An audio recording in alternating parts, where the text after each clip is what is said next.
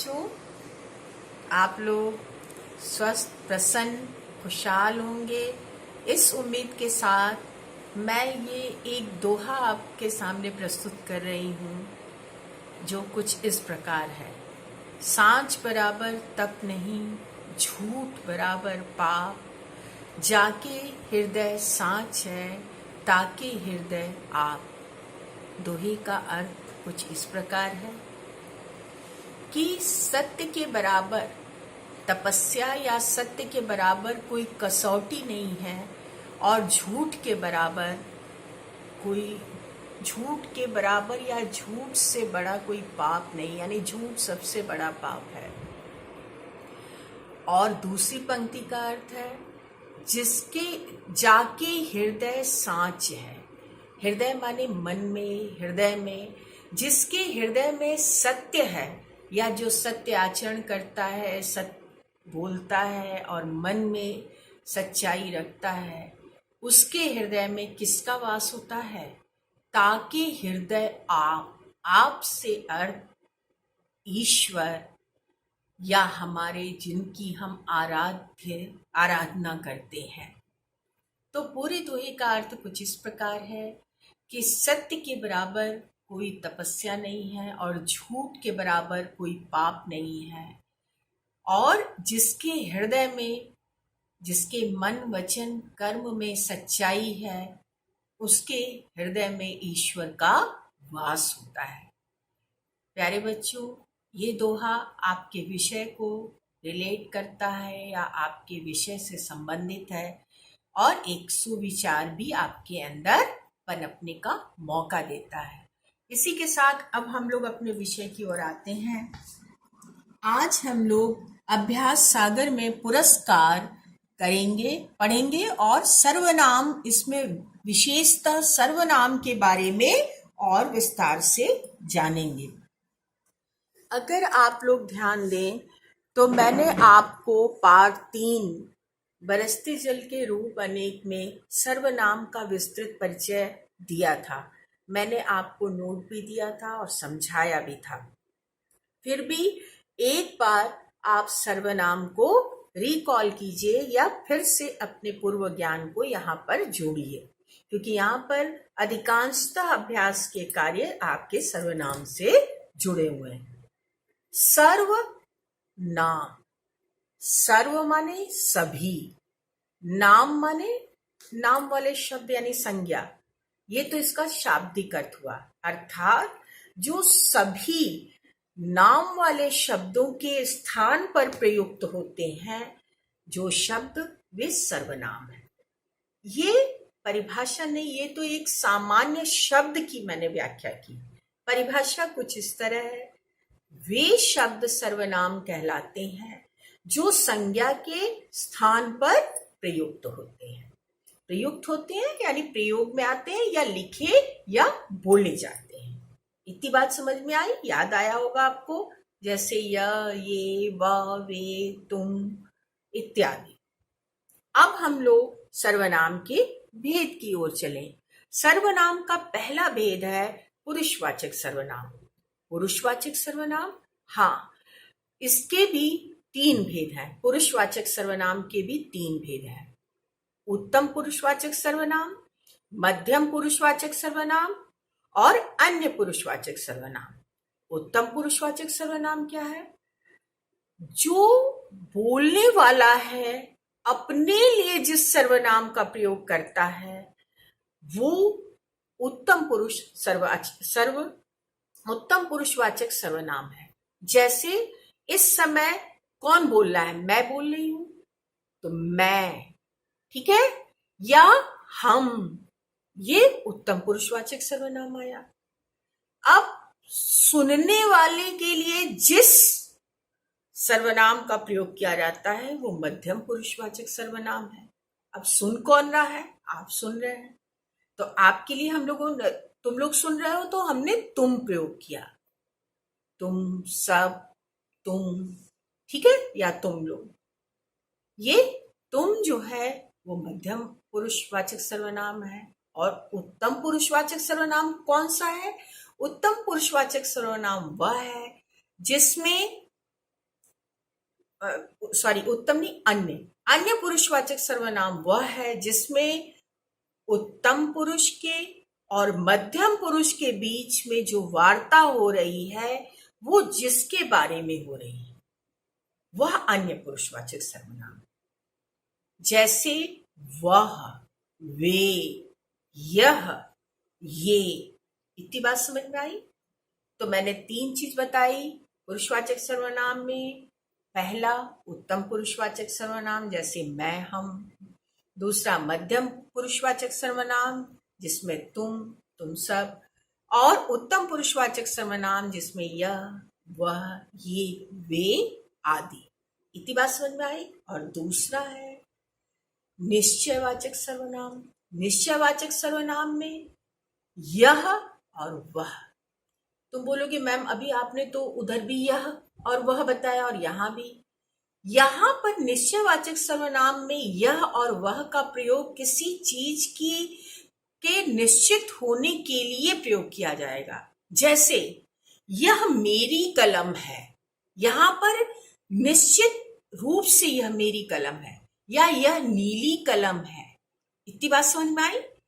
और वह रमेश है, वह निश्चित रूप से रमेश ही है, उसके निश्चित होने के लिए वह सर्वनाम का प्रयोग यहां पर किया गया है। ठीक है, तो दूसरा हम लोगों ने क्या किया? निश्चयवाचक सर्वनाम।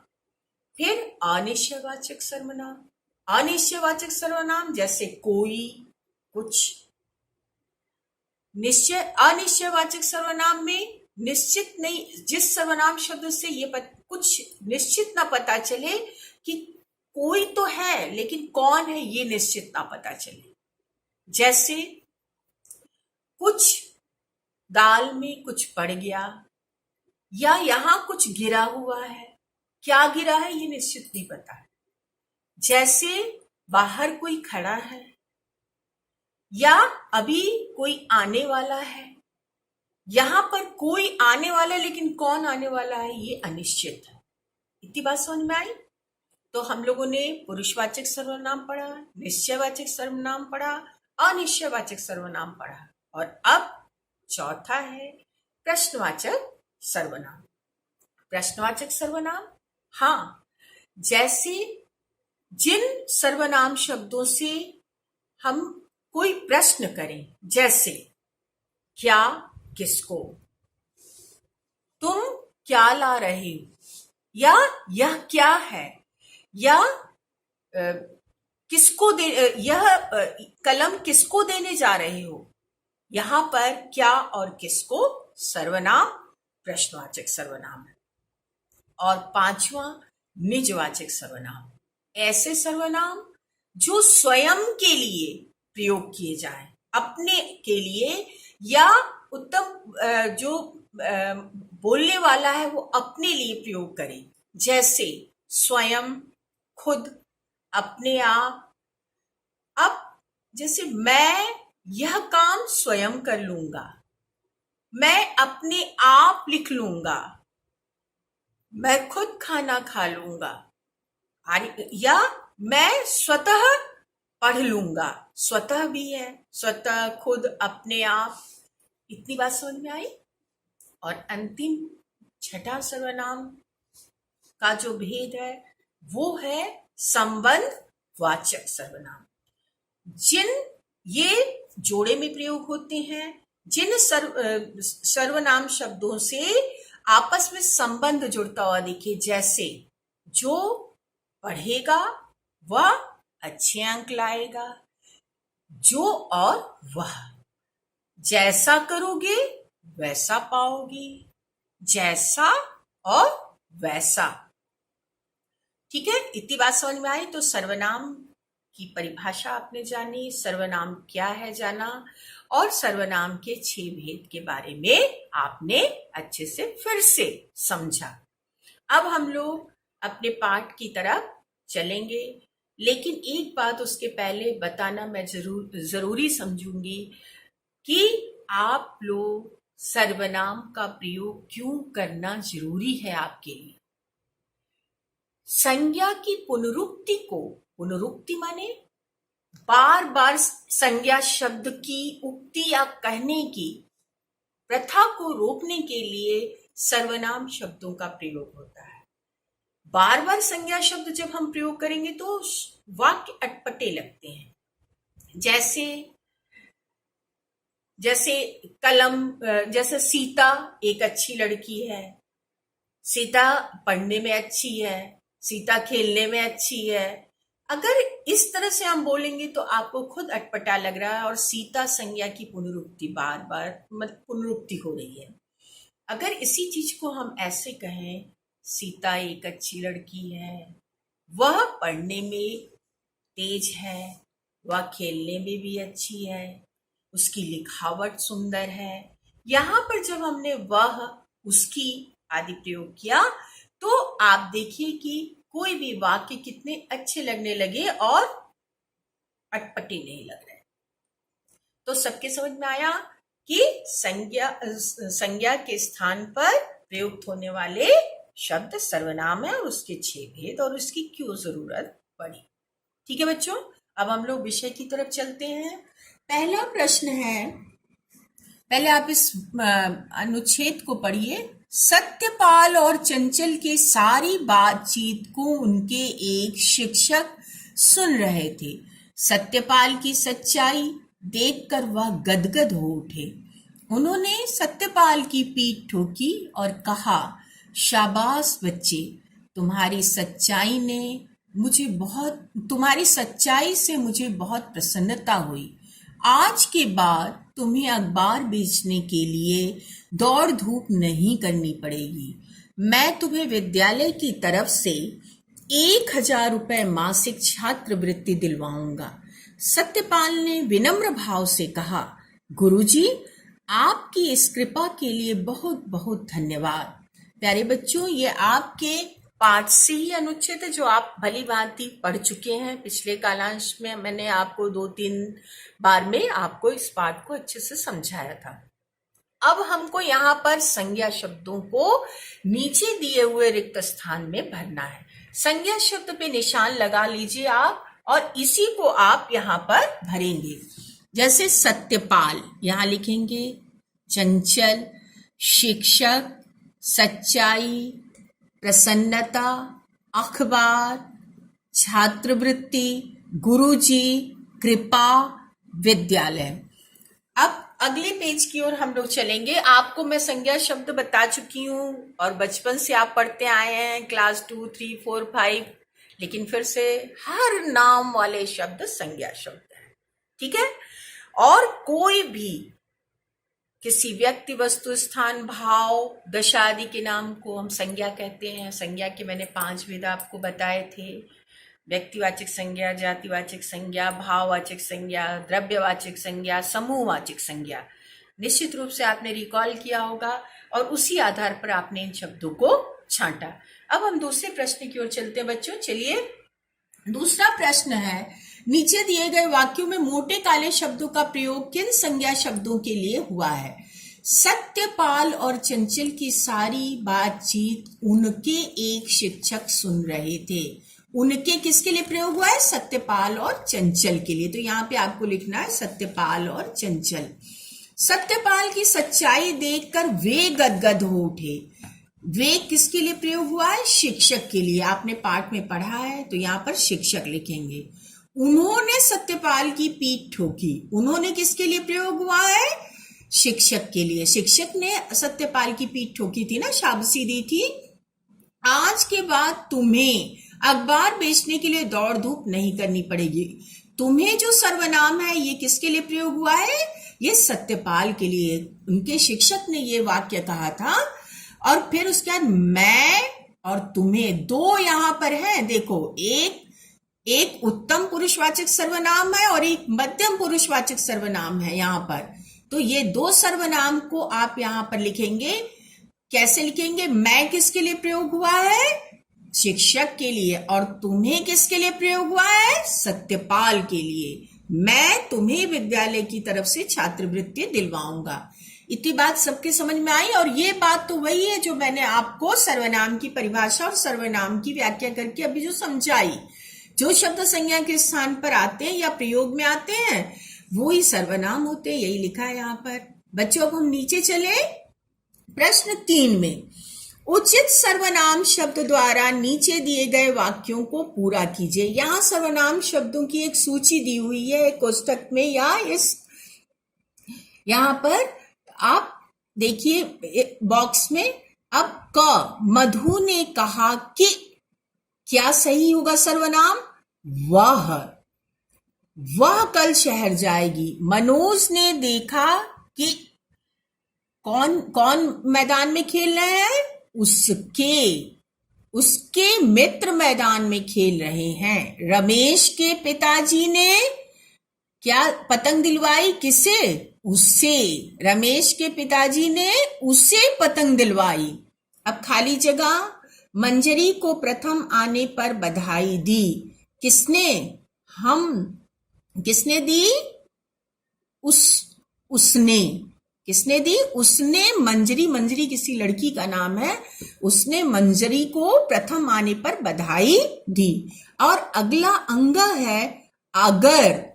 अगर आप नहीं होते तो आज हम नहीं बचते। तो पहले में आपने वह भरा, दूसरे में आपने क्या भरा? मनोज ने देखा कि उसके। दूसरे में आपने उसके भरा, और रमेश के पिताजी ने उसे। तीसरे में उसे भरा, और चौथे में उसने भरा, और पांचवें में आप और हम भरा।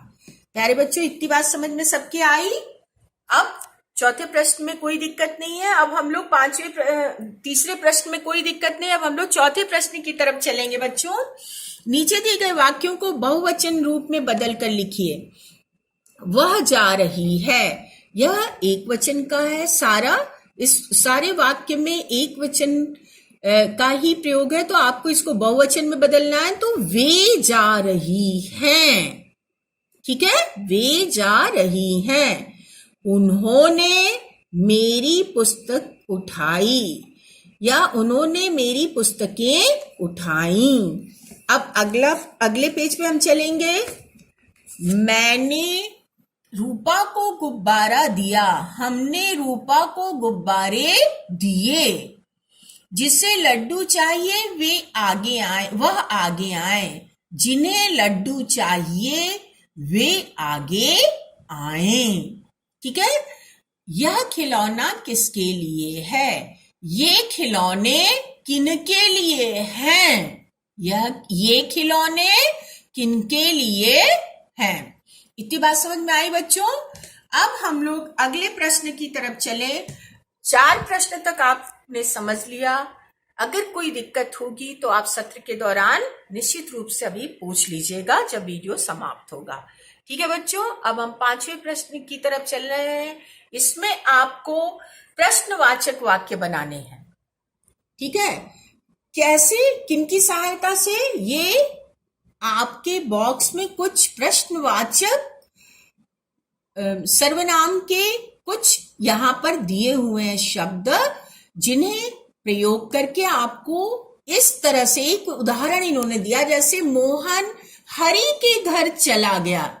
ये साधारण वाक्य था। अब इसको आपने एक सर्वनाम शब्द के लिख करके प्रश्नवाचक सर्वनाम बनाया। मोहन किसके जोड़ करके, किसके सर्वनाम जोड़ करके आपने ऐसा प्रश्नवाचक चिन्ह बना लिया, मोहन किसके घर चला गया। इसी तरह बाकी आपको करना है। तो पहला हम लोग अब बनाते हैं, सीमा ने पूजा को उपहार दिया। इस साधारण वाक्य को अब हम लोग यहाँ के एक सर्वनाम शब्द की मदद से प्रश्नवाचक चिन्ह में, प्रश्नवाचक वाक्य में बदलते हैं। सीमा ने,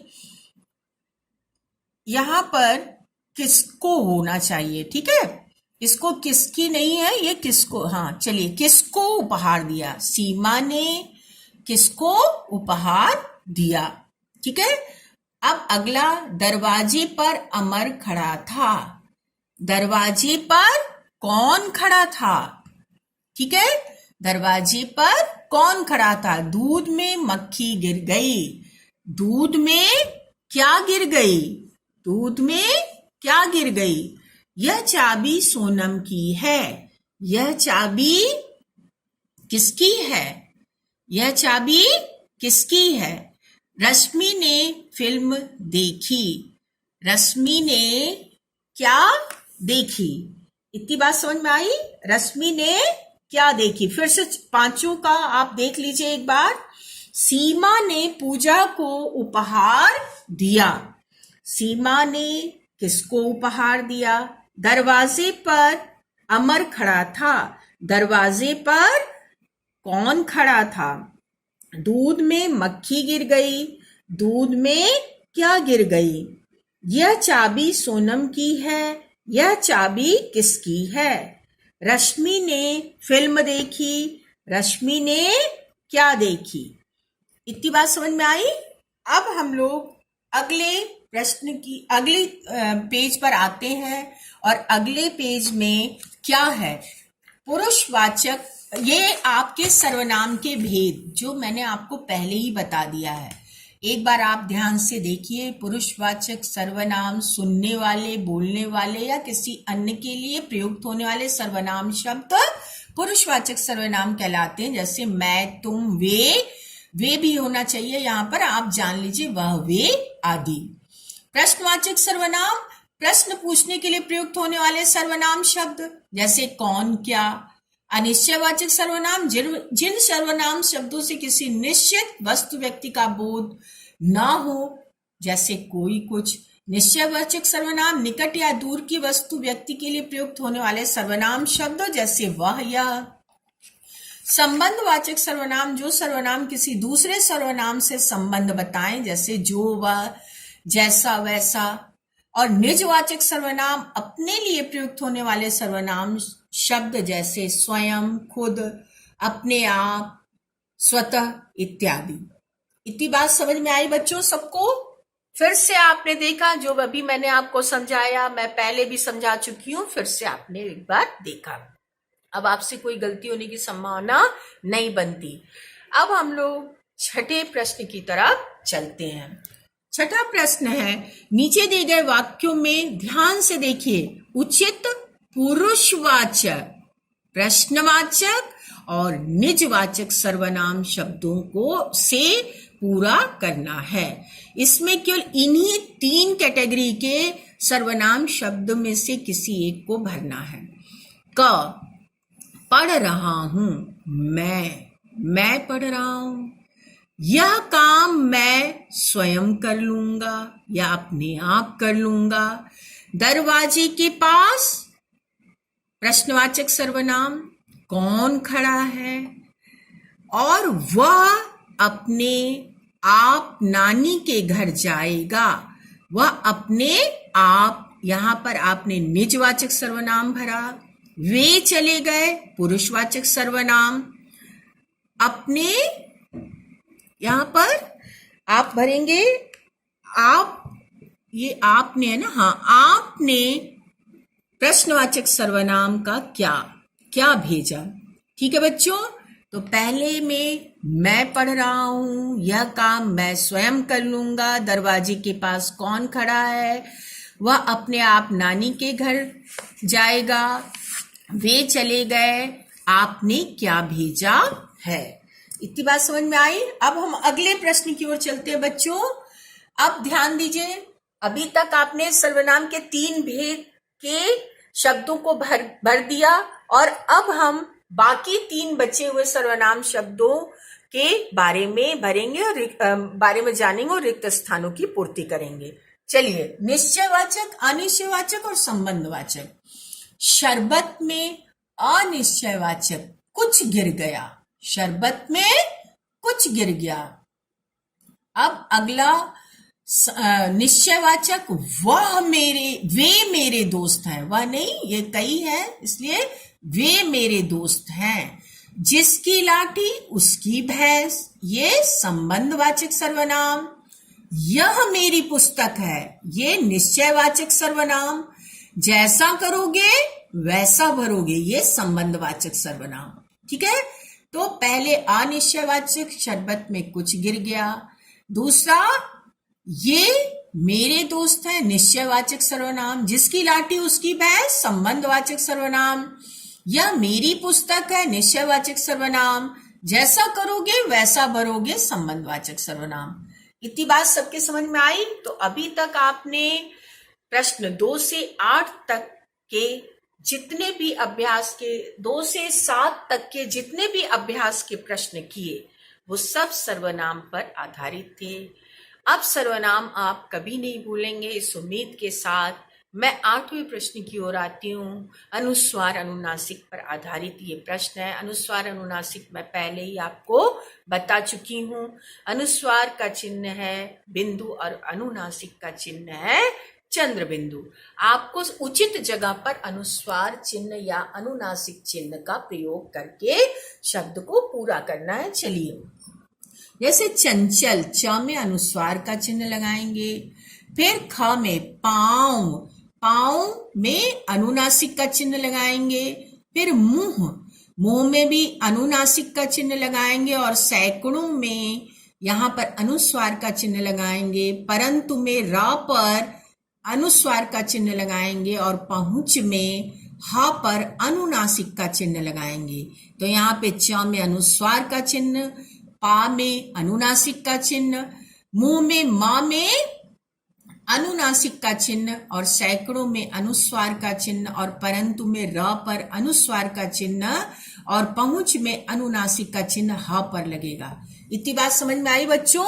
अगला प्रश्न है विपरीतार्थी या विलोम शब्द से आपको रिक्त स्थानों की पूर्ति करनी है। आप अच्छी तरह से जानते हैं विपरीतार्थी या विलोम शब्द क्या होते हैं, उल्टे अर्थ वाले शब्द। यहाँ पर देखिए पूरे वाक्य में लिखा हुआ है, सत्यपाल एक निर्धन बालक था और सोहन, निर्धन का उल्टा क्या होता है, निर्धन का विपरीतार्थी शब्द क्या है, धनी, और सोहन धनी बालक। या धनवान भी कहीं कहीं प्रयोग होता है, तो दोनों सही है, निर्धन का धनवान भी और निर्धन का धनी। तो सत्यपाल एक निर्धन बालक था और सोहन एक धनी बालक या धनवान बालक था। धनी बालक ज्यादा सही है, आप धनी बालक ही लगाएंगे।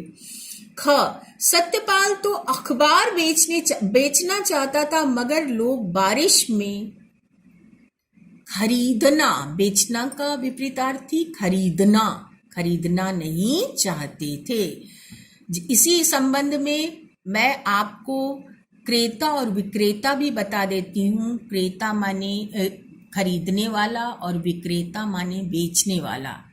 विक्रेता माने बेचने वाला और क्रेता माने खरीदने वाला। ये शब्द भी कभी आपके से पूछा जाए तो आपको याद रखना चाहिए। ठीक है बच्चों? तो बेचना का खरीदना। अगला ग, सेठ जी ने केवल एक व्यक्ति को ही योग्य पाया, बाकी सभी को अयोग्य। ठीक है? योग्य माने दक्ष और अयोग्य माने जिसमें काबिलियत ना हो। राहुल का निशाना तो चूक गया मगर रवि का निशाना तो अचूक था। अचूक माने सटीक और चूक जाना माने विफल हो जाना। तो राहुल का निशाना तो चूक गया और रवि का निशाना तो अचूक था। चूक का उल्टा अचूक। नीचे दिए गए शब्दों के लिंग बदलकर लिखिए। अभी आपने विपरीतार्थी शब्दों से खाली जगह भरा, अब आप लिंग परिवर्तन करेंगे। मैंने आपको पहले भी बताया है कि हिंदी में 2 लिंग होते हैं, पुल्लिंग और स्त्रीलिंग। पुरुष जाति का बोध कराने वाले शब्द पुल्लिंग और स्त्री जाति का बोध कराने वाले शब्द स्त्रीलिंग। ठीक है बच्चों? चलिए अब हम लोग इसको बदलते हैं। गुणवान का गुणवती। ठीक है? गुणवान का गुणवती। इसको हम लोग यहाँ पर लिखते जाएंगे तो एक बार थोड़ा सा आपको और क्लियर हो जाएगा, क्योंकि एक भी स्पेलिंग मिस्टेक से, एक भी वर्तनी संबंधी गलती से 1 वर्ड, एक शब्द वाले उत्तर में आपके नंबर पूरे कट जाएंगे। इसलिए वर्तनी पर ध्यान दीजिए कि मैम ने क्या लिखा। एक भी वर्तनी गलत नहीं होनी चाहिए। सम्राज्ञी, बहुत से लोग साम्राज्ञी लिखते हैं, वो गलत है। सम्राज्ञी। फिर विदुषी, विद्वान का स्त्रीलिंग क्या है? विदुषी। सबके समझ में आया? अब चलिए हम लोग अगले पेज की तरफ चलेंगे। अगला पेज है अनिश्चयवाचक अगला पेज है छात्रवृत्ति लेने के लिए अपने विद्यालय की प्रधानाचार्य को प्रार्थना पत्र लिखिए। प्यारे बच्चों, इसको गौर से देखिए। ये आपका गृह कार्य है। इसके प्रारूप के बारे में मैं आपको समझा दे रही हूं, आप ध्यान से देखिए। सेवा में प्रधानाचार्य महोदया, doctor D Ram DAV public school, और यहाँ पर पटना 801 500 क्या है, जो भी यहाँ का पिन कोड है, ठीक है। और विषय क्या है? विषय छात्रवृत्ति लेने के लिए अपने विद्यालय की प्रधानाचार्य को प्रार्थना पत्र लिखिए। यहाँ पर आप लिखेंगे छात्रवृत्ति प्रदान करने हेतु, ठीक है, छात्रवृत्ति प्रदान करने हेतु। तो यहाँ पर पिन कोड ध्यान दीजिएगा, 801 503 है, ठीक है। पिन कोड क्या है? 801 503 अपने विद्यालय का, तो वही लिखिएगा। फिर विषय आपने लिखा छात्रवृत्ति प्रदान करने हेतु, यहाँ पर महोदया लिखा ही है। फिर यहाँ पे सविनय, सविनय का अर्थ होता है विनय पूर्वक। अब आप आगे कैसे लिखेंगे? एक बात ध्यान दीजिएगा कि औपचारिक और अनौपचारिक दो तरह के पत्र होते हैं। औपचारिक पत्र की विशेषता यह है कि एक तो उसका प्रारूप अलग होता है। प्रारूप यहाँ पर दिया हुआ है, आपने देख लिया, मैं पहले भी आपको बहुत बार समझा चुकी हूँ, और फिर से एक बार अभी फिर से ध्यान दिला दूंगी कि प्रारूप में क्या खास रखना है बात। जब आप विषय वस्तु लिखते हैं तो औपचारिक पत्र में नपे तुले शब्दों में आपको विषय वस्तु लिखना होता है। कोई भी निरर्थक बातें या घरेलू बातें उसमें नहीं जोड़नी होती। टू द पॉइंट, केवल जो आपका विषय है उससे संबंधित मुख्य बिंदुओं को ही लिखना होता है जब आप औपचारिक पत्र लिखते हैं, ठीक है। लेकिन अनौपचारिक पत्र, जब आप सगे संबंधियों को घरेलू पत्र लिखते हैं तो आप उसमें अपने मन की बात, अपनी भावनाओं, अपनी फीलिंग्स को भी लिखते हैं। लेकिन औपचारिक पत्र में केवल विषय वस्तु की मुख्य बिंदुओं को ही लिखना है, ये ध्यान रखिएगा।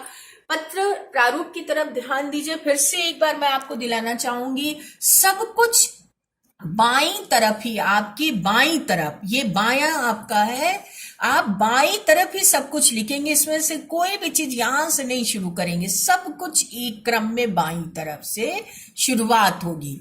जैसे शुरुआत में आप प्रधानाचार्य को संबोधित करते हुए ऐसे लिखेंगे, फिर विषय, फिर महोदय। अब यहाँ पे सविनय निवेदन है कि मैं आपके विद्यालय का कक्षा 6ठी का छात्र हूं, और अगर आपको अपना वर्ग लिखना है तो वर्ग भी लिख लीजिए, ABCD, जिस सेक्शन के हैं आप उस सेक्शन।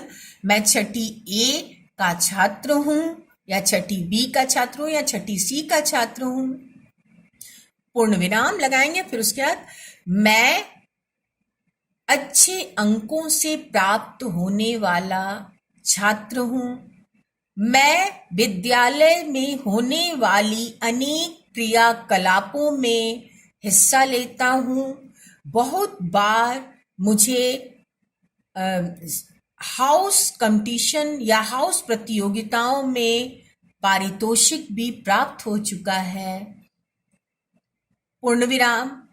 आपसे निवेदन है कि कृपा करके मेरी आर्थिक स्थिति पर विचार करते हुए मुझे छात्र विद्यालय से दी जाने वाली छात्रवृत्ति का योग्य उम्मीदवार समझकर मुझे छात्रवृत्ति प्रदान करने की कृपा कीजिए।